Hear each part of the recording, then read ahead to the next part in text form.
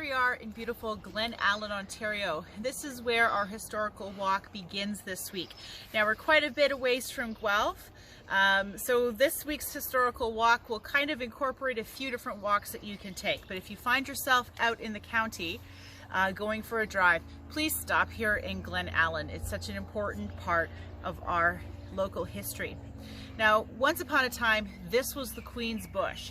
It would have been dense, thick forest. We can see all of the heritage trees behind us along the river here. This is the Conestoga River. And we're kind of at the juncture of Waterloo and Wellington counties. And so this forested area was once called the Queen's Bush. Now, in the 1830s, there was migration towards this area from the United States. This was an area that was populated largely by black settlers who either were loyalists from the American Revolutionary War, the War of 1812, but most of them were escaped enslaved persons that got here via the Underground Railroad. Now, they used a network of hiding spots throughout the United States to make their way across the border here into Canada. Now, slavery had been abolished in the late part of the 1700s by Lord Simcoe, the governor of this area. He